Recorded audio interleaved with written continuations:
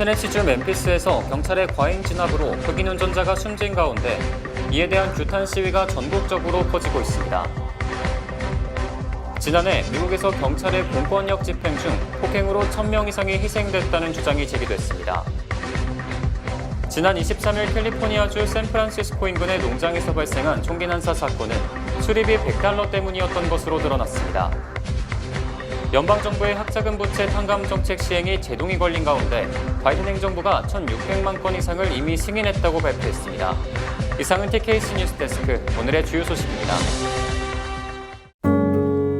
아름다운 제품에서부터 아름다운 사회를 만들기까지 키스는 뉴욕에서 시작하여 현재는 전 세계 12,000명의 직원들과 함께 끊임없이 도전하는 기업입니다.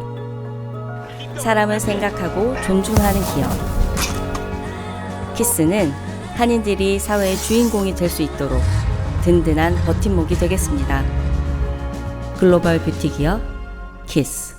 뉴욕 주민들은 빠른 것을 좋아합니다. 코비드-19에도 빠른 조치가 중요합니다. 증상이 있는 경우 빠르게 검사와 치료를 받으세요. 치료는 빠를수록 좋으며 중증 질환 예방에 도움이 됩니다. 그러니 빠르게 조치하세요. 65세 이상과 기저질환자는 더 서두르세요. 검사 및 치료는 담당 의료 서비스 제공자 또는 212-268-4319로 전화하십시오. 기억하세요. 코비드-19 백신은 바이러스로 인한 중증 질환을 예방하는 최선의 방법입니다. 오늘 nic.gov/백신 파인더를 방문하세요. 시청자 여러분 안녕하십니까? 1월 30일 월요일 TKC 뉴스데스크 첫 번째 소식입니다. 테네시주 멤피스에서 경찰이 흑인 운전자를 집단 폭행해 숨지게 한 모습을 담은 영상이 지난 27일 공개되면서 경찰의 과잉 진압에 대한 규탄 시위가 전국적으로 퍼지고 있습니다. 테네시 멤피스 경찰의 과잉 진압이 흑인 운전자를 죽음에 이르게 했다며 전국적으로 경찰 과잉 진압에 대한 규탄 시위가 이어지고 있습니다. 지난 7일 멤피스에서 교통 단속에 적발된 흑인 운전자 타이어 니컬스는 경찰에게 집단 구타를 당해 숨졌습니다. 지난 27일 공개된 영상에는 경찰관 5명이 니컬스에게 후추 스프레이를 뿌리고 머리를 수차례 발로 걷어차는 등의 장면이 포착됐습니다. 이에 따라 지난 28일 맨해튼에서도 약 250명의 시위대가 그랜드 센트럴과 유니온 스퀘어에서 타임스퀘어까지 행진하면서 경찰의 과잉 진압에 대한 시위를 벌였고 이 중 일부는 경찰과 충돌해 체포되는 사태도 발생했습니다. 체포된 이들은 경찰을 폭행하고 순찰차의 유리를 깨뜨리는 등 폭력과 증오범죄, 공공기물 파손 등으로 기소됐습니다. 이에 따라 캐시 호컬 뉴욕주지사와 에릭 아담스 뉴욕시장은 시위를 평화적으로 진행해 줄 것을 당부했습니다. 한편 5명의 가해 경찰관들은 모두 해직됐고 살인 혐의로 지난 26일 기소됐으며 유죄가 인정되면 최대 60년의 징역형에 처해집니다. 지난해 미국에서 경찰의 공권력 집행 중 폭행으로 1,000명 이상이 희생됐다는 주장이 제기됐습니다. 경찰 폭력맵이라는 비영리 단체가 집계한 공권력 폭행 현황에 따르면 지난해 미국에서 경찰의 폭력으로 숨진 사람이 1,186명에 달했습니다. 이 단체는 지난해 경찰 폭력 사망자는 최근 10년 중 가장 많았다며 사법 정의를 빙자한 과도한 공권력 행사에 우려를 표명했습니다.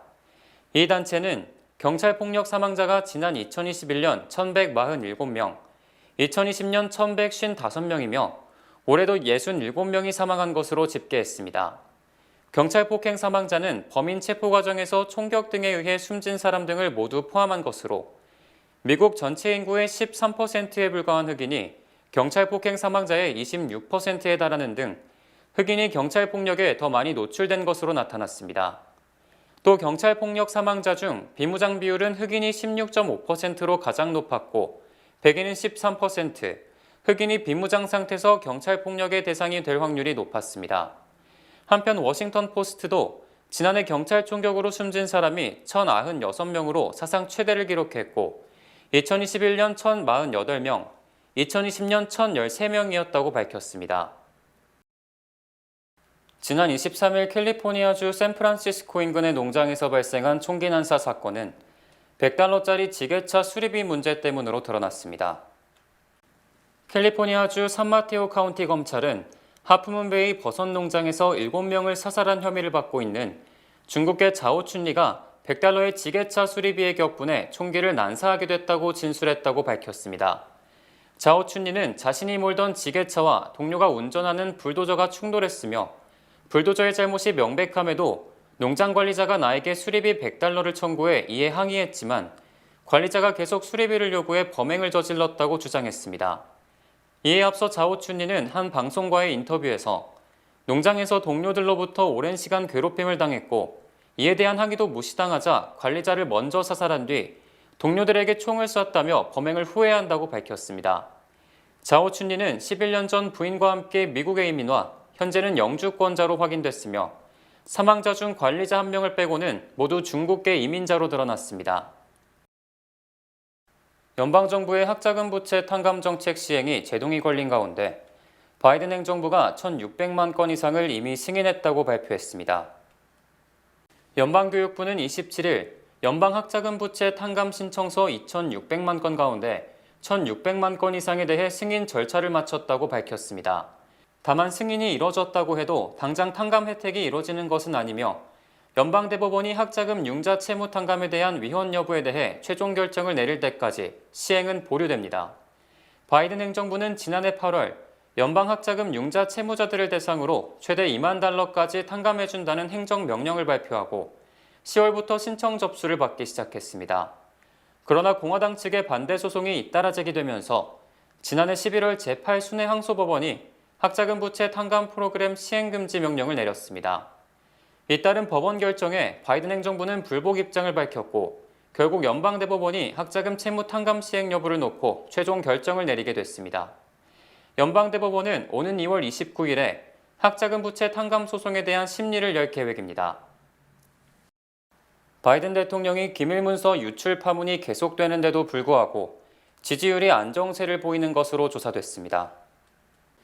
CBS 방송과 유고부가 지난 25일부터 27일까지 성인 남녀 2,005명을 대상으로 바이든 대통령 업무 수행 지지율을 조사한 결과 44%가 긍정적이라고 답했으며 이는 기밀문서 유출 파문 이전인 지난 9일 조사 때와 동일한 지지율입니다.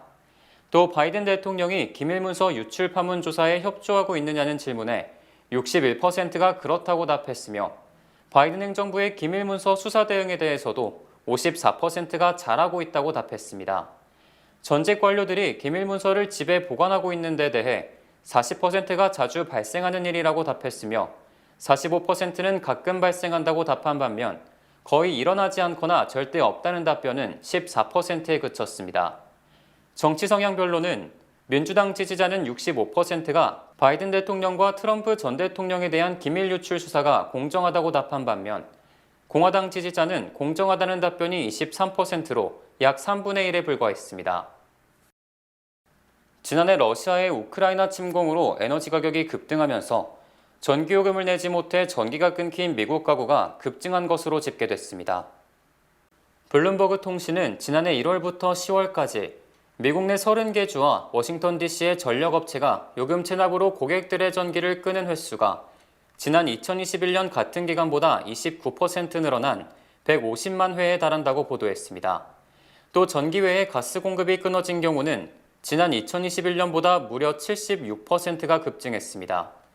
이처럼 전기요금 등 유틸리티 요금을 제대로 내지 못하는 가구가 급증한 것은 러시아의 우크라이나 침공으로 에너지 가격 폭등에 따른 것으로 미국 소비자가 부담한 전기요금은 14%, 가스요금은 19%가 각각 올랐습니다. 특히 전기요금이 최고를 기록했던 지난해 8월에는 미국 가구 6곳 중 1곳이 전기요금을 제때 내지 못한 것으로 조사됐습니다. 한편 연방에너지정보청은 올겨울 난방비가 지난해보다 28% 급등할 것으로 예상했습니다. 지난해 가을 퀸즈에서 성공적으로 시행된 음식물 쓰레기 등의 유기 폐기물 퇴비화 사업이 뉴욕시 전역으로 확대됩니다. 에릭 아담스 뉴욕시장은 지난 26일 시정연설에서 퇴비화 사업을 2024년 말까지 5개보로 전역으로 확대할 것이라고 밝혔습니다. 뉴욕시 위생국에 따르면 지난해 10월 시작해 겨울철을 맞아 잠시 중단된 퇴비화 사업은 퀸즈에서 오는 3월 27일 재개되며 브루클린에서는 10월 2일, 브롱스와 스태튼 아일랜드는 내년 3월 25일, 맨해튼은 내년 10월 7일 시행될 예정입니다.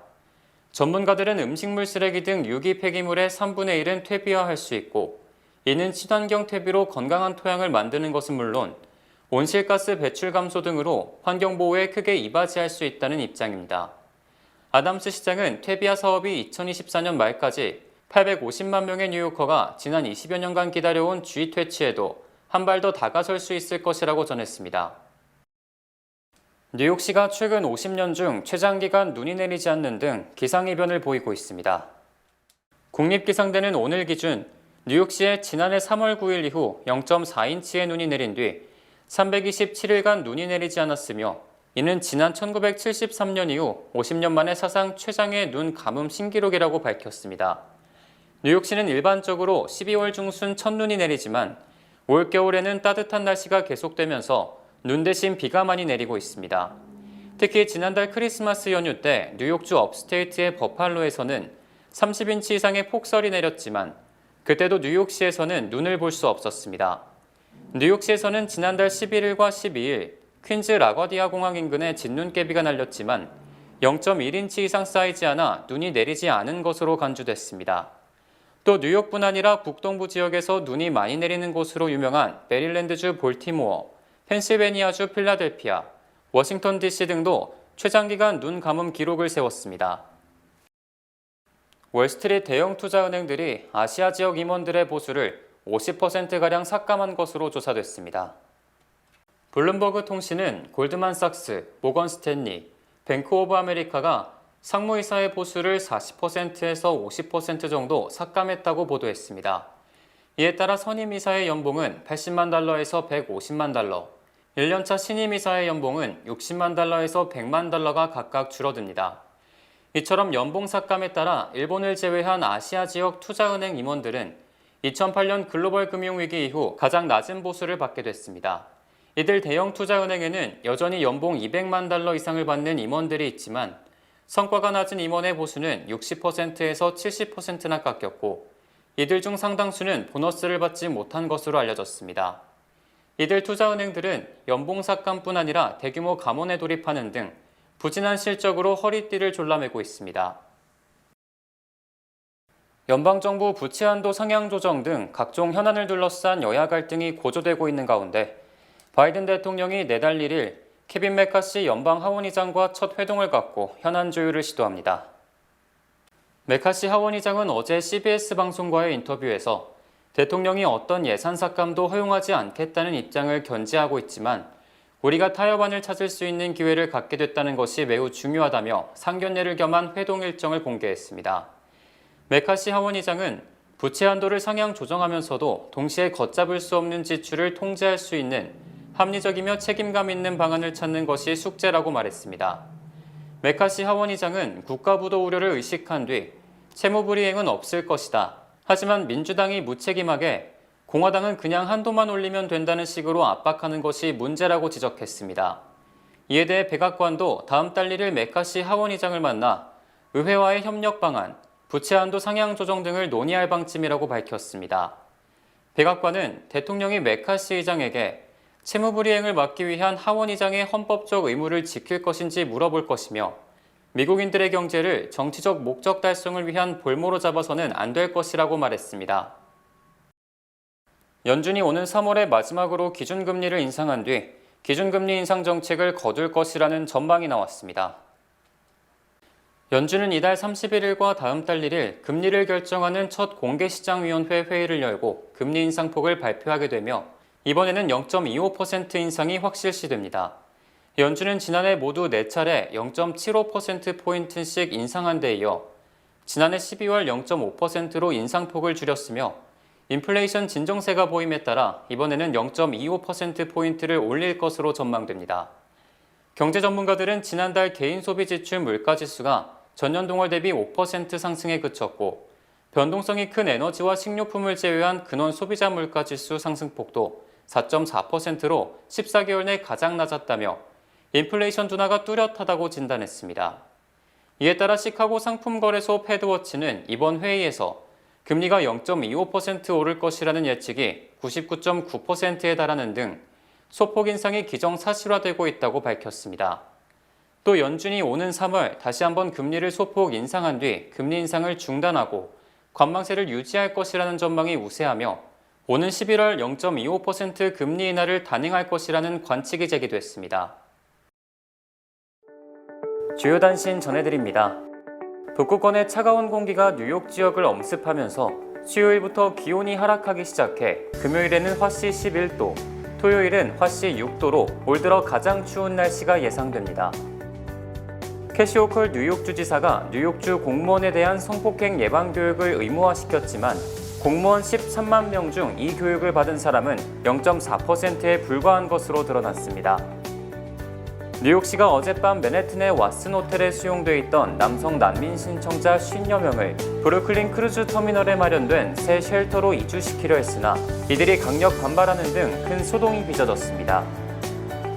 지난 27일 기준 뉴저지주 휘발유 갤런당 가격이 3.45달러로 전주보다 13센트 올랐으며 지난해 같은 기간 3.39달러보다 6센트가 높았습니다. 지난 28일 뉴욕주 업스테이트 미국 캐나다 국경 인근 루이스빌에서 대형 화물차와 버스가 충돌해 6명이 목숨을 잃었습니다. 지난 28일 새벽 5시쯤 스태튼 아일랜드에서 만취 남성이 운전하던 차량이 전신주를 들이받고 두동강이 나면서 조수석에 탔던 23세 임신 여성이 목숨을 잃었습니다. 지난해 9월 14일 뉴욕 브루클린에서 30세 남성을 총기로 살해한 뒤 도주한 22세 남성이 지난 27일 조지아주 스톡브리지에서 경찰에 체포됐습니다. 뉴욕시 전역에 쥐가 들끓어 보건위생에 빨간불이 켜진 가운데 뉴욕시가 환경 친화적이며 인체에 무해한 드라이 아이스를 이용해 쥐 퇴치에 나섰습니다. 1월 30일 월요일 TKC 뉴스데스크 여기서 마치겠습니다. 시청해주신 여러분 고맙습니다.